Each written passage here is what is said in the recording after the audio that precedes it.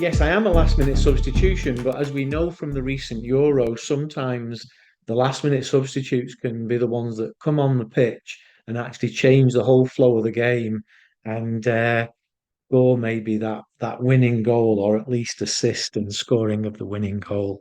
I don't know whether any of you followed the football a few months ago, but hey, there you go. So business communication, we're all in business, and there is an art to effective, productive business communication. So what I've got kind of 6 steps that I'm going to take you through. I feel a bit nervous, I will tell you, about sharing this stuff with you because you are already in business and you may have already worked all of this stuff out. And so I might just be telling you stuff that you know. Um, I think given that we're recording this, I probably won't invite you to ask questions as we go, but hopefully I'll stimulate some questions, even if they're challenging ones, as we proceed. So the first thing I wanted to say is that listening is a key component of effective business communication. Sometimes we can be so intent on thinking about what we want to say next in a conversation that we actually just don't listen. And so I wanted to talk about this because it's a key element of being effective in business communication that we actually have really kind of robust, strong listening skills. We've got 2 ears, we have twice as many ears as we have mouths. And so perhaps that indicates the ratio in which we should use them. So we've got these two sensitive receivers in our ears, but we've also got this fantastic processor in our minds, in our brains. And even though I know that artificial intelligence has kind of grabbed everybody's attention and it's right at the top of the hype cycle and it offers so many possibilities, the human mind actually is an incredible processor that we each of us have. And the reason I mentioned that is because we do need to use it sensibly in terms of listening well.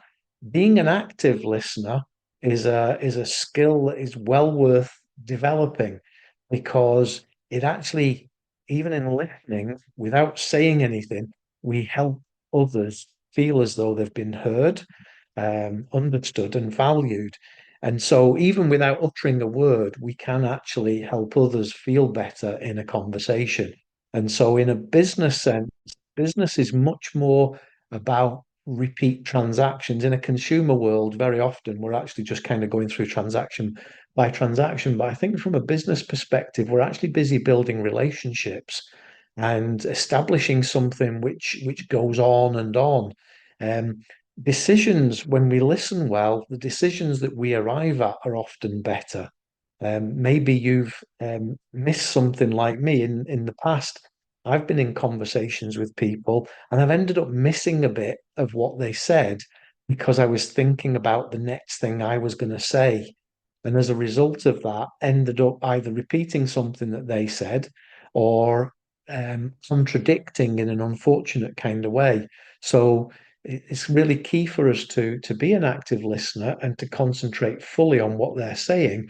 And it's not just with clients, even with people that we partner with or people that we might have in the business as employees.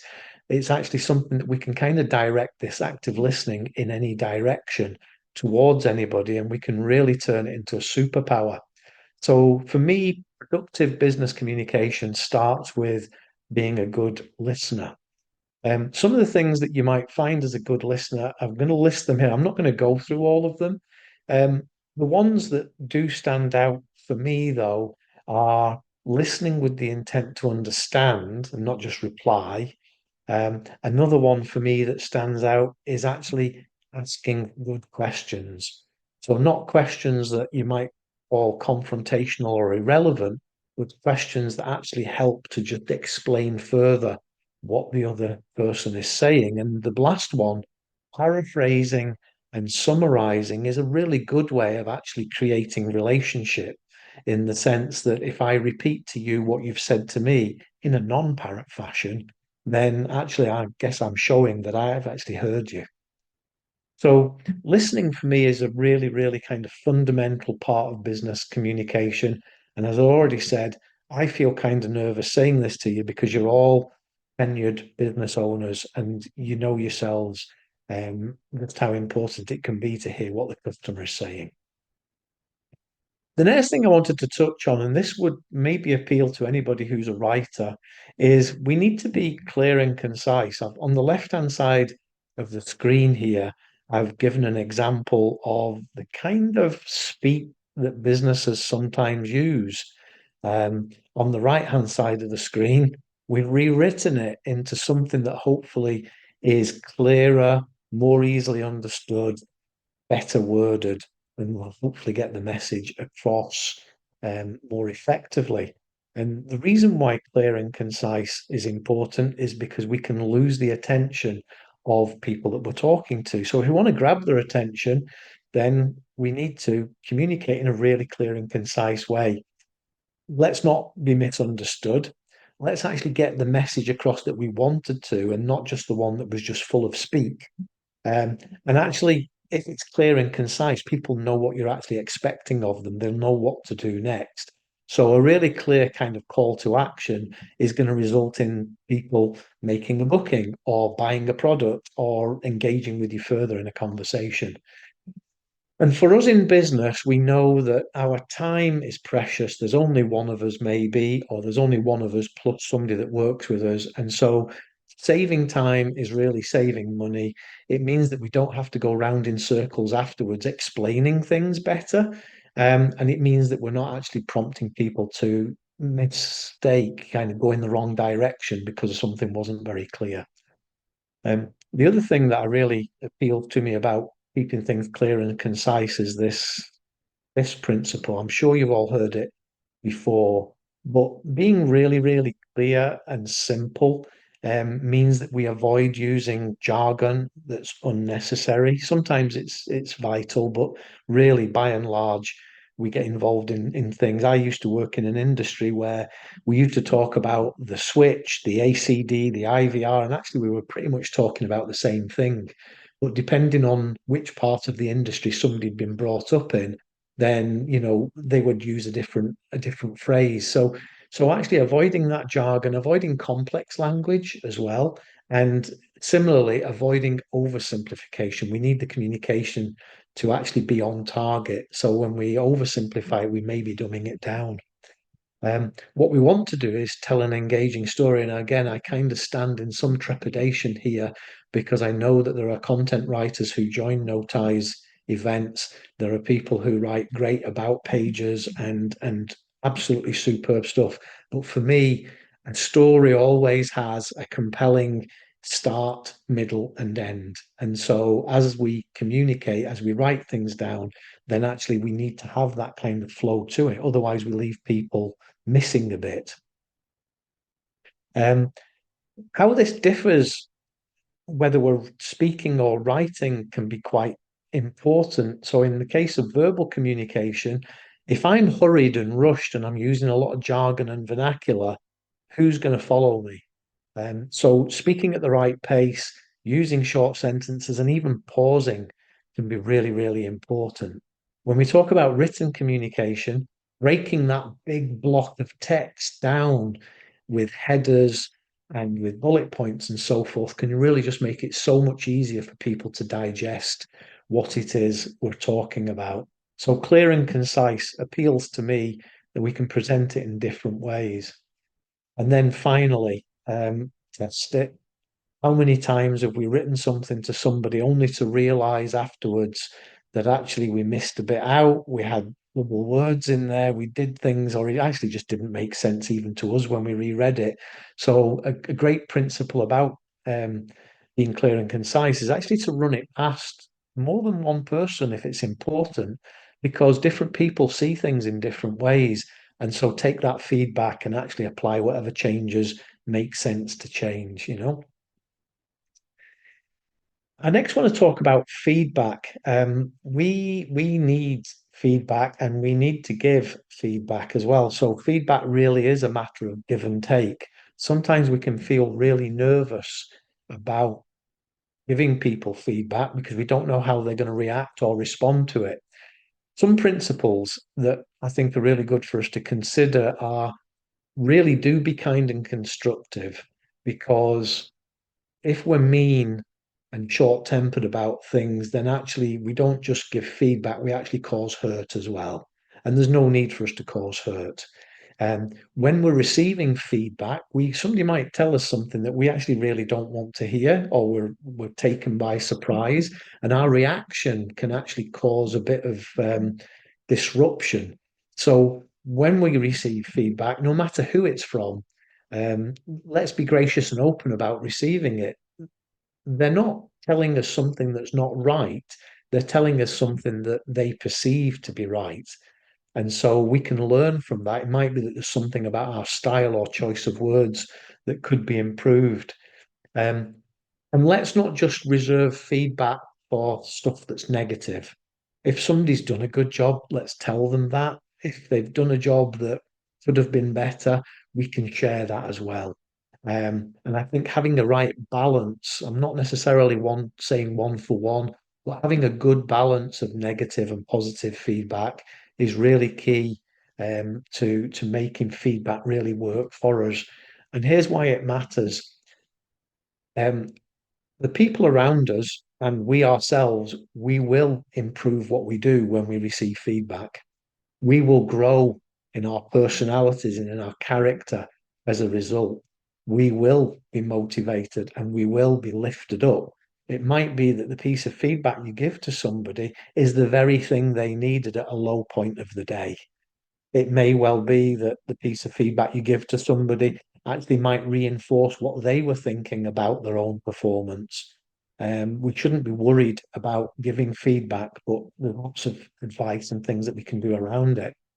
Um, we do need to have this culture um, round feedback, though, and it's important for that culture to be honest and open and actually looking ahead. I was interested to hear Jin say, her coaching is looking ahead. And I think that's the thing. We can dwell on the past. We can live in the past if we so choose to do, but actually we can't change anything that's past. What we can do is actually change the future by applying things in a different way, by learning from feedback that we receive. So culture is very, very key in this. And here's a little model. If you've never come across it before, this is hopefully something that will be useful for you. It's called the SBI model, the Situation Behavior Impact Model. And essentially, when giving feedback, um, provide some context, speak about what you saw or what you experienced, and talk about the effect that it had. Sometimes people don't realize that their abruptness causes distress. Sometimes people don't realize that their unwillingness to talk about something is actually leaving others adrift. So feedback's really, really key. And it's good. It's all good part of building relationships. People don't always respond very well to feedback. And so be aware though that we do need to give feedback and know that yeah, it may not be the right outcome at that moment. But that's not to say we shouldn't do it. Um, Interestingly, when we talk about productive business communication, it's not all about words spoken or written. It actually goes further. It's actually about us in our body language. Um, Here's why it matters. Because actually, no matter what we say, no matter what we write, if our body language is not right, what you just said or what you just wrote counts for nothing. So it's really, really important for us to adopt the right kind of body language. Our face needs to kind of underline what it is we've just said, and the tone of voice as well. You might be thinking that you're acting kindly when providing feedback to somebody, but if the tone of voice is strained, it might actually just kind of negate the positiveness of what you're trying to do. I think I've just said all of that, haven't I? So it can reinforce or it can undermine. In business, though, we need to be aware of this. We need to exercise self-control to an extent that might be quite challenging for us when we're confronted with a situation. Sometimes we react, rather than respond in a situation. And reactions can quite often be a bit unfortunate, quite strong, and maybe quite negative as well. And so, in order to be effective, we may have to develop that self-control muscle that we all have, but maybe it could do with being stronger. Um, and I'm going to tell you a story at this point about being poker faced. Okay, so I'm an introvert, and my modus operandi, as it used to be, was that when I was working on projects with people, I would tend to keep a lot of stuff to myself. I'd process it internally and then finally would talk about it. And I was out for dinner one evening with clients. And I used to work for an American company. The phone rang at 8 o'clock in the evening when in the middle of a meal. And it was a colleague from Tampa. And she was calling me to talk about a project we were working on. And she was with somebody else. And I was kind of going, yeah, yeah, yeah. And she just exploded on the phone, said, Nick, will you just at least tell us what you're thinking? She couldn't see my face, but when we had been doing video calls, I was just keeping it all in. I wasn't sharing any thoughts, I wasn't sharing any expressions, nothing. She's an extrovert. Everything she did was kind of thinking out loud. So she was very expressive, and I understood exactly where she was every time we had a conversation. So the reason I mentioned this one is because I changed my ways having had that conversation with her, because I realized that I was leaving people at sea because I was giving nothing away in conversations, in communications, or anything. So a lesson learned. And here are some examples. When we sit or stand with somebody, the way that we hold our body can be really key. Our face needs to align and our tone. Um, we can adjust the way we sound in conversation just using a different tone of voice. So we can express so much that is not just the words that we say or the words that we write. We can do so much with these non-verbal areas of communication. Um, Now, I changed the title of this slide. It used to be called cultural sensitivity, um, but it's not particularly culture that I want to talk about. It's not about ethnicity. It's not about any of those things. It's actually about us being sensitive to others. Everything that I've said so far, I think, shows a great deal of sensitivity, let's say. But in the case that I'm talking about here, what I want to do is I want to talk about being sensitive as a means of actually bringing things together. Um, Sensitivity can be something that kind of spans age groups. It can span genders. It can span all manner of things. And I think showing sensitivity to others and where they are and how they think and how they position themselves can actually be just really, really important for us getting things into the right place and then moving forward from there. Um, Particularly if we want to make sure that we either recover from somebody's experience, which might have been unfortunate, or we actually want to extend the influence that we have over others. It may be that in our culture, or in the culture that's prevailed for, let's say, our particular um, age group or whatever, however we look at it, then it's really, really important that we actually do try to get into the minds of others and that we do try to understand better how other people look at things. And so I would say that showing sensitivity is a really great way of not only acting in the right way, but also preparing ourselves for acting in the right way. Few ways that you might be able to use to do this is actually to go and learn. I'm sure as business owners, you're always learning, you're always understanding what works in your business, what doesn't work. And it may be that by being prepared to learn, that we actually find out that there are new markets available to us, or markets that we previously thought were difficult to work in actually become easier for us because we've learned. And to be able to sort of take things like style and how we communicate. There are certain nationalities that have a stereotypical kind of reputation for being very direct. And yet we can still do business with them, even though we may come from a culture that's not like that at all. So I think there's many ways in which we can adapt our style to work to somebody else's preferences. And I don't know whether you've ever done anything like the insights discovery stuff. I did it about 20 years ago. Totally brilliant. It unlocked so much understanding for me. So yeah, understanding your own style and understanding that the style of others is a really, really good way um, of showing sensitivity. And one last thing on this particular slide here is do avoid assumptions. I just mentioned stereotypes, and those can be an assistant to us, but they can also be an obstacle too, because we place people into categories and then we try to deal with people because we place them into a category. Let's not assume, let's find out for sure just where somebody's at, where a particular client's at, a particular employee or colleague. Okay, so we're near the end now. I've talked about five areas: listen, be clear and concise, feedback, non-verbal communication, and cultural sensitivity. The one that I want to end on is patience. Um, we don't learn things overnight.